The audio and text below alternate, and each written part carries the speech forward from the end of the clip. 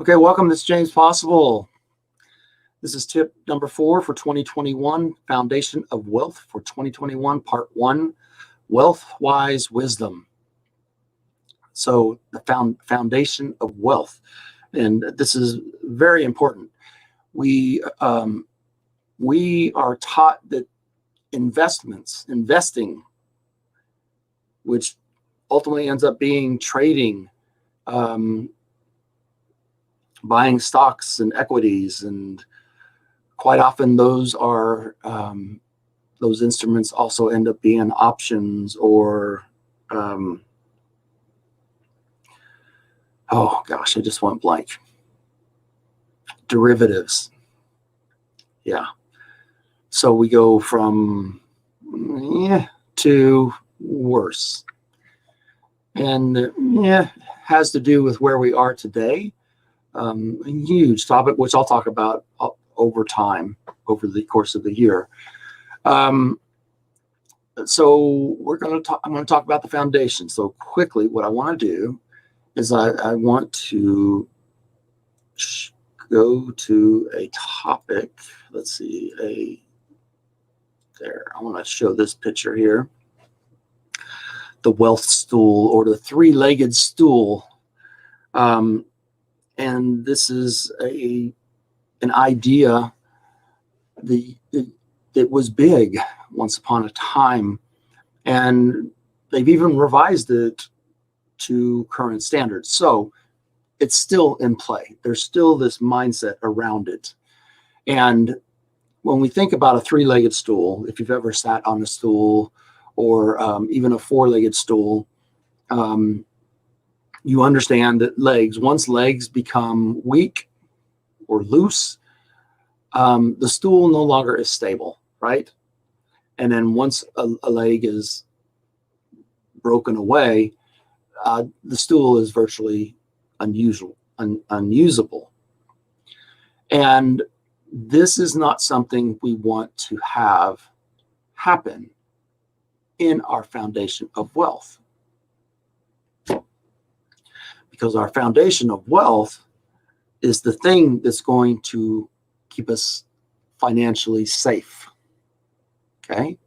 So we don't want risk. Let me shift myself a little bit here. There we go. We don't want to have risk. We want to reduce risk exposure in our foundation. So when we think about that, what does that mean? Well, previously I talked about a house and the foundation for a house, right? So imagine a house without a foundation. Well, there are so many issues or challenges with that, right? If we just think about it, the moisture from the ground, the bugs that could attack the house, termites and other, there's even ants, carpenter ants and stuff like that. With the exposed house sitting on the ground, all that stuff could weaken the house. So not having a foundation, not a great option. And not only that, because there is no foundation, because it would be sitting on the ground as discussed, then think about this. All of the time and money invested in the house itself, making it livable, making it a place that you want to live in, is suddenly at risk. So let's change that. So let's go to stone blocks, like patio blocks, right? Big squares that you might set up patio on. So we put an array of those around the house, and we lift the house and set it on these stone blocks.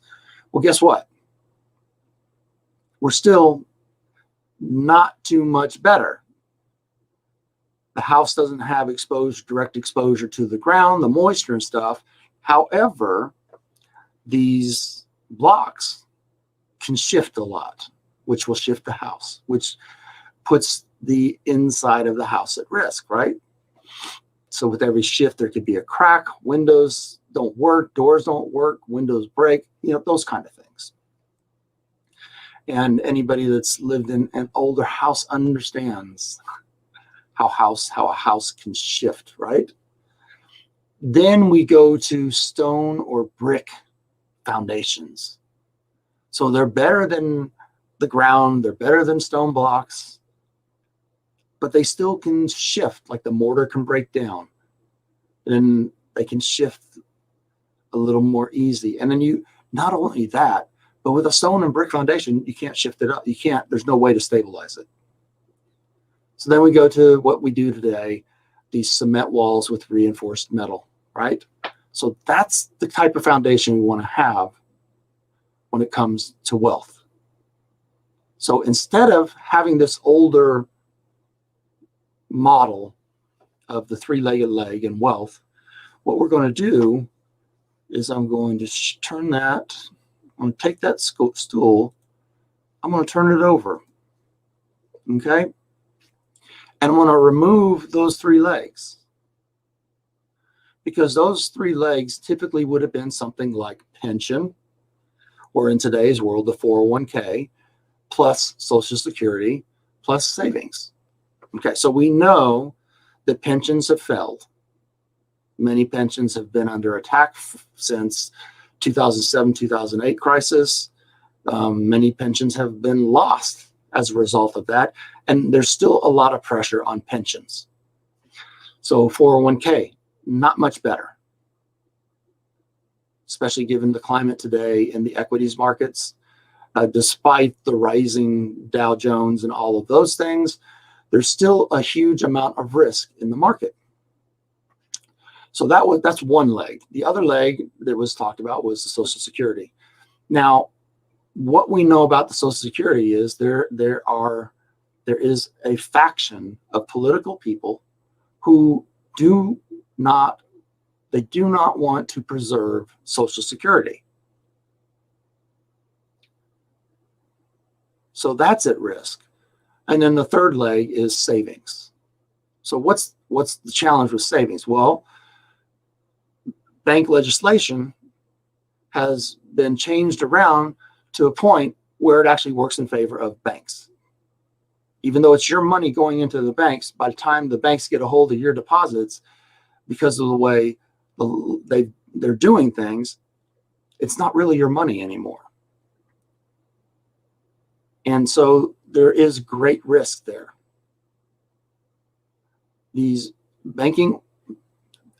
bigger institutions today are not taking conservative risk that they used to take. Today, they are adding risk. They're taking, they have a higher risk profile than they've ever had historically. And so it puts everything at risk financially.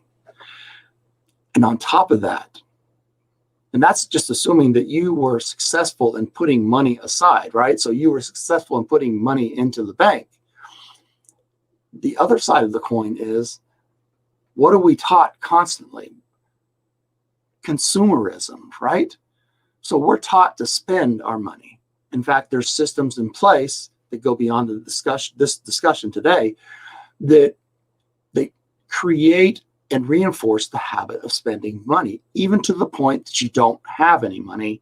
They still facilitate the possibility of you continuing to spend money. So those three legs cannot be what makes a foundation. So when I turn the stool over, the three-legged stool over, the legs gone. They don't matter.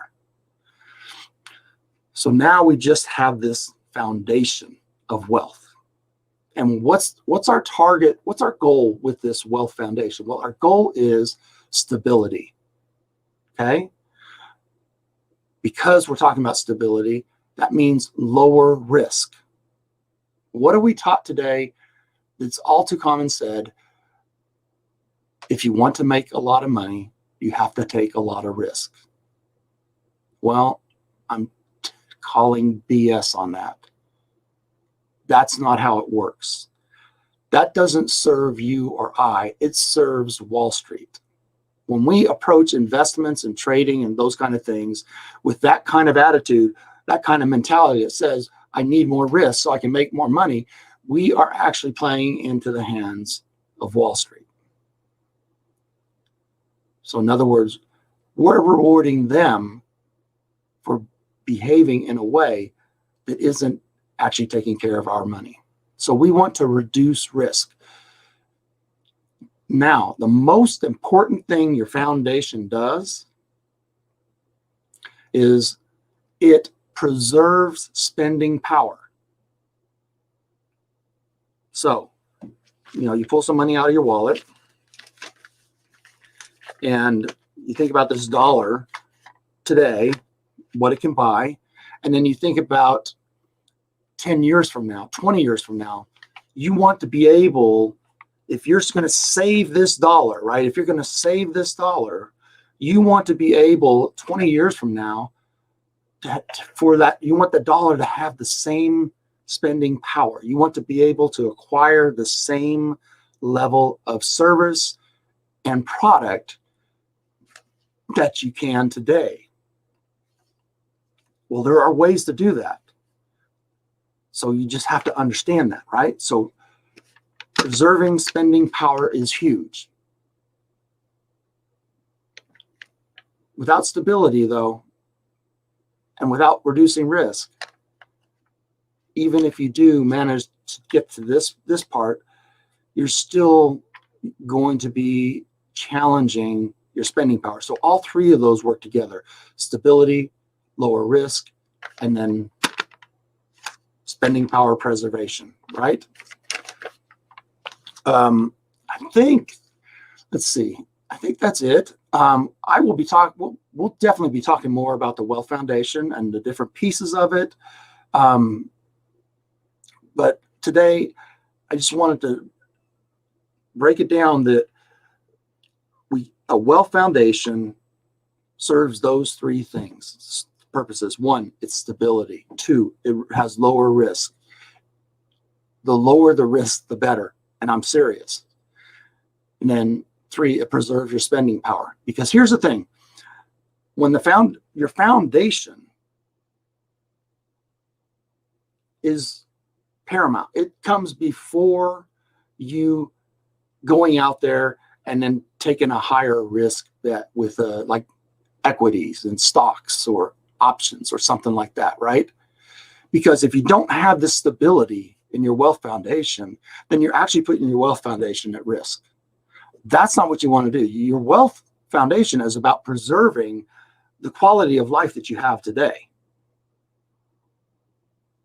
and even improving it if you build it big enough. So that way in the future, what you're doing is you're preserving your quality of life. You don't want that to be at risk. You don't want your future, the quality of your future life to be put at risk.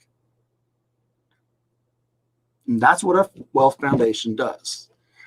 All right, so tomorrow I'm going to talk about risk, and we'll jump into that a little bit more. I kind of touched on it today. So thank you for joining me. If you have any questions, just throw them in the comments. I'll happily answer them for you. And thank you for joining me. This is going to be a great 2021. And if you stay with me, I promise you by the end of 2021, there are some things that are going to change for you financially. It's just inevitable. So thank you for joining me. Bye for now.